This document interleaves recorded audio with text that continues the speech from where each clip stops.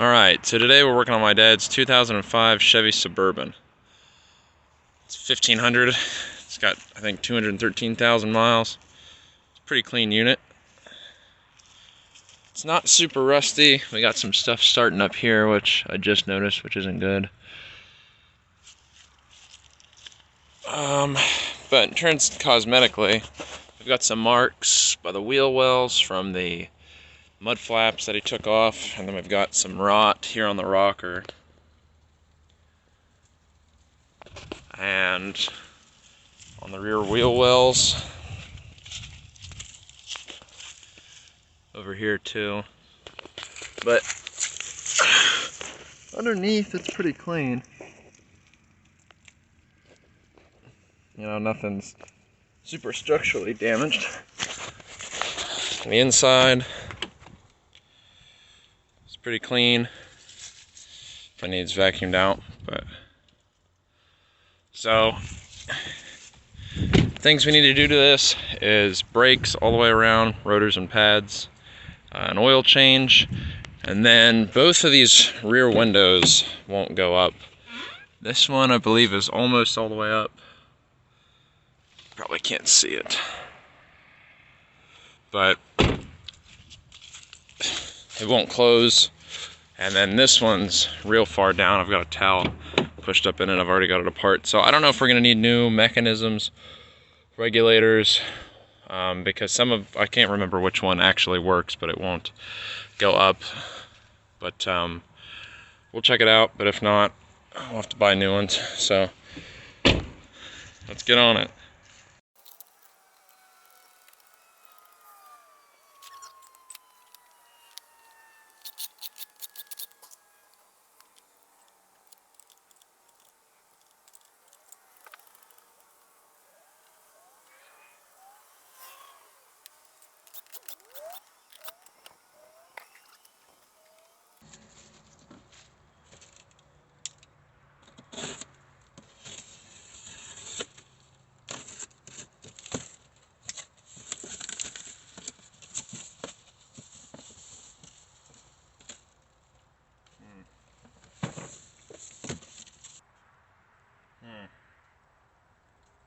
Okay, this invoice that I got says that I ordered front rotors,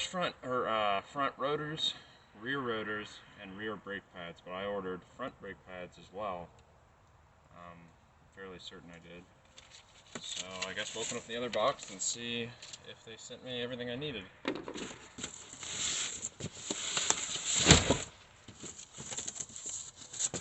Okay, yeah, we got 2 sets of brake pads, so we're good.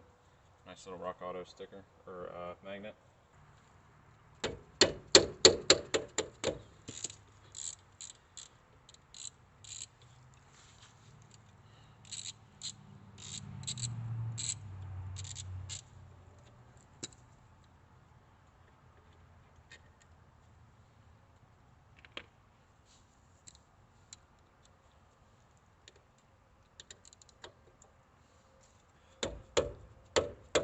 Oh, look at that. Caliper's coming right off.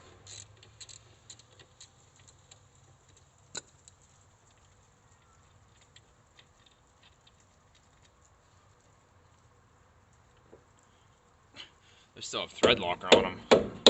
Wonder when the last time these brakes were done.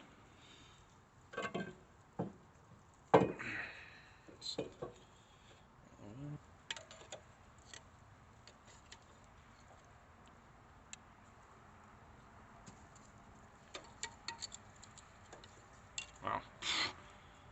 Look at that. Nothing left on that one. Standard sizes on the same parts. It's wonderful.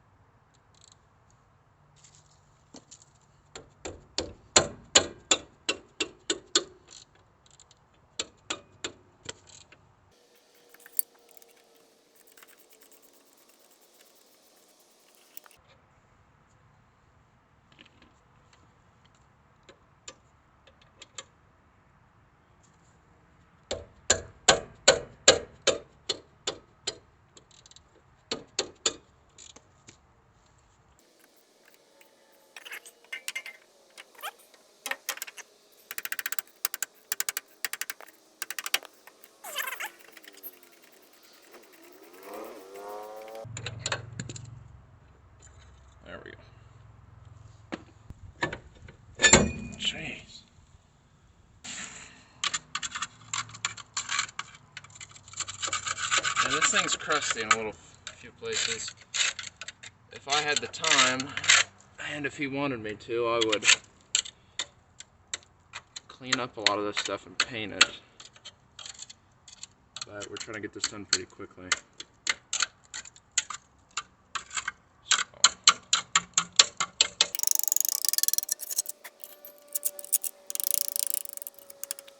Anyway, alright. Clean this up a little bit. I'm not going to go crazy with it.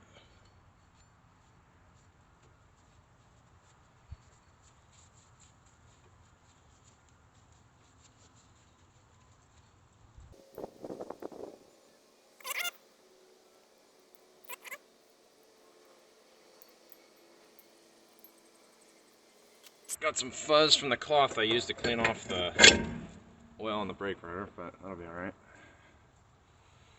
Be fine.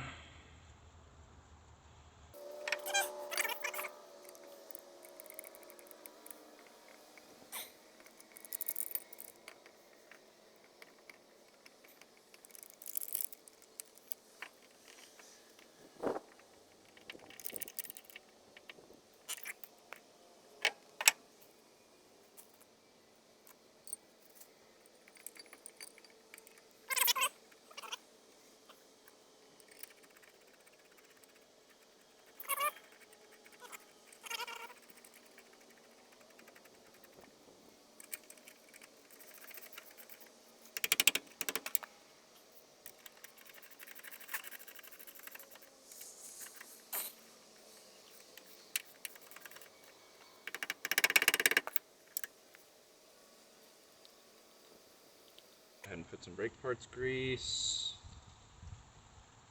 there.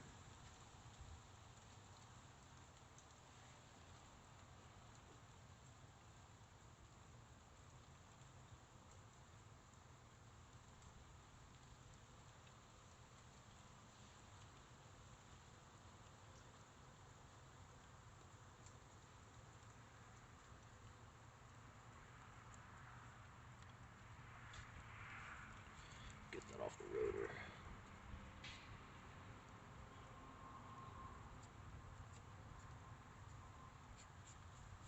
Alright.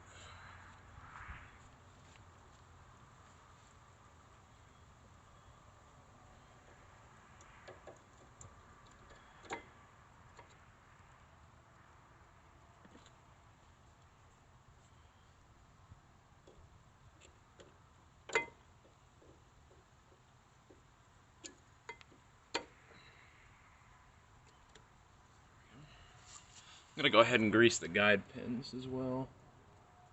Usually what I do, I just have a good amount of grease on them. Usually what I do is I just take the guide pins,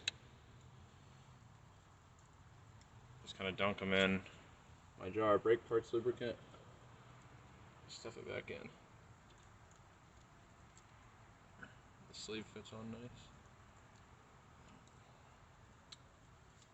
Bottom one too. That one's a little drier.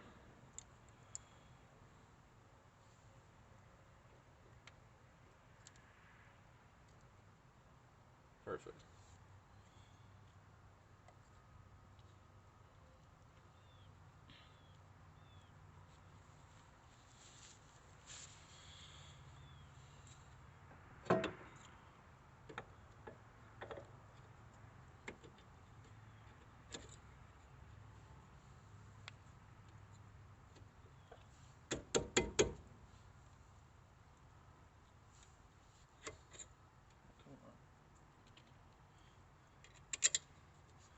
Tell you what, the hardware for some of this stuff is kind of dinky.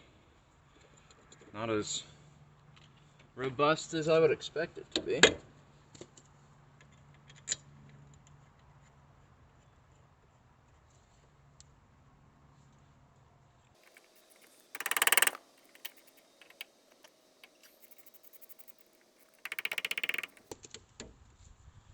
All right.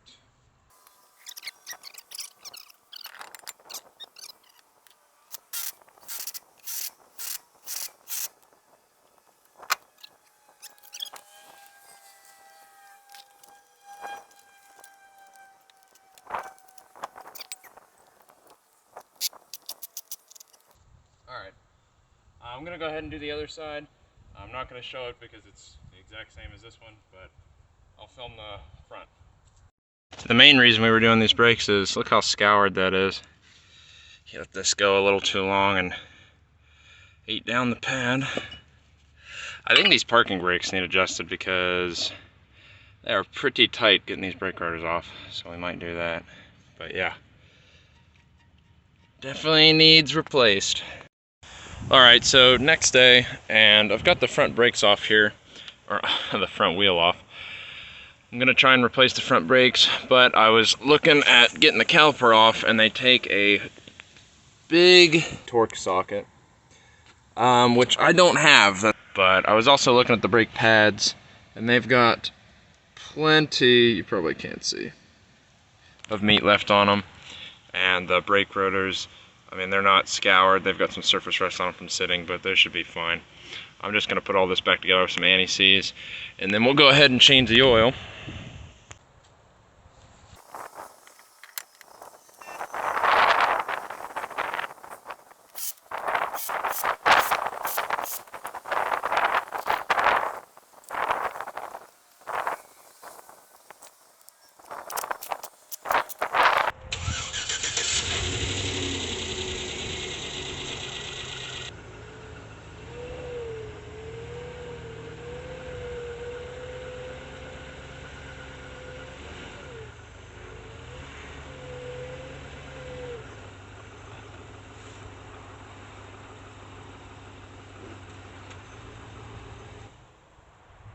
It would appear that we've got some sort of leak, but it looks,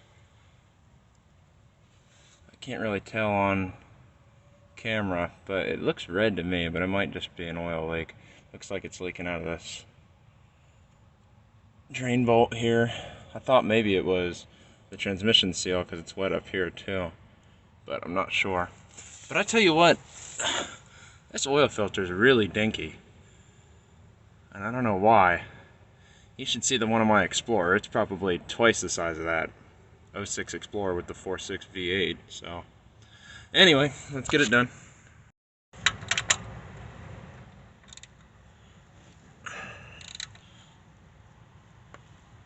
Damn. Somebody really wrenched that on there. Goodness.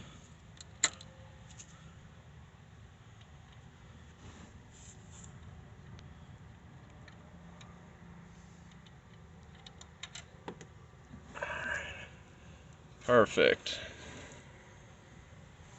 Side while I'm under here. There's the frame. Bottom of the frame's pretty clean. Exhaust up front, but back pretty clean. Bottom of the gas tank. A little bit of crustiness there.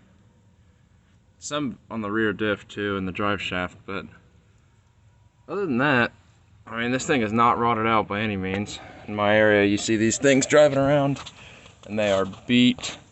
I had a filter wrench sitting around, but I don't think I do. So this channel locks will work just fine. Oh, mess. Ugh. Alright.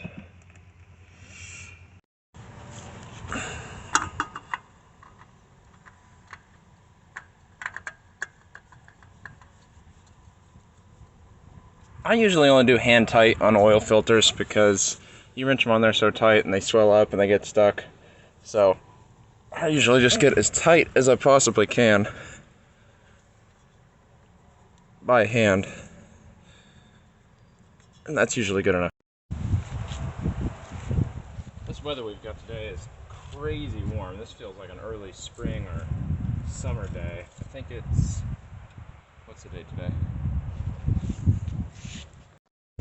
October 29th, and it's 79 degrees out here in southeastern Ohio.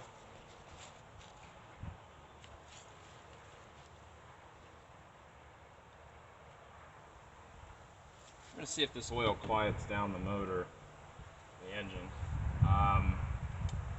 6 quarts, so 1.5 gallon of oil. using T5 15W40 Shell Rotella. I put that in pretty much any old high mileage engine. I believe the place that was, the quick lube place that was doing the oil changes for this that my dad had, was putting in the recommended 5W20, I think, which to me is way too thin.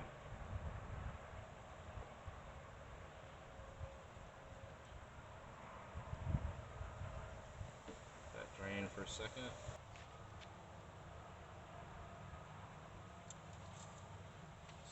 Alright.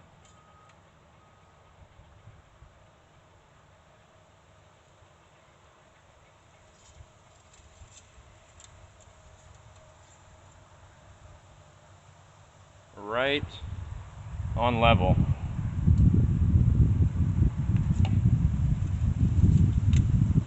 I'm still going to go ahead and put this STP oil additive in it. I really like this stuff.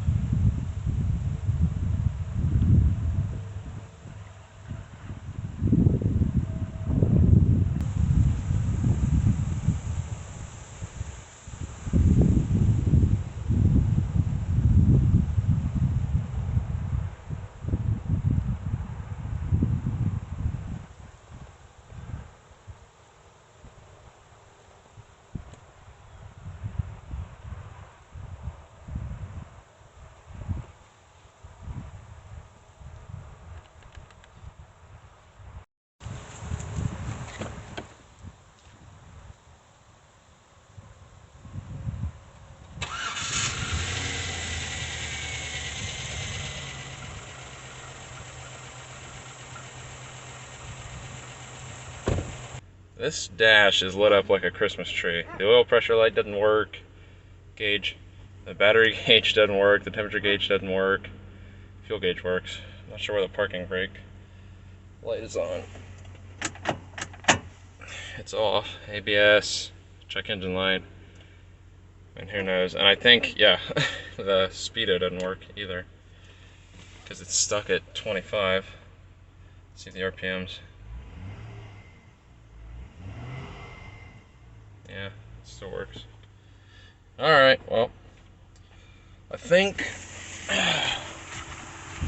we're done with this one. Okay, final note on this thing. I actually didn't end up replacing the window regulators or actually even fixing them, but I did get the windows to go all the way back up. And what I did was I just cut the...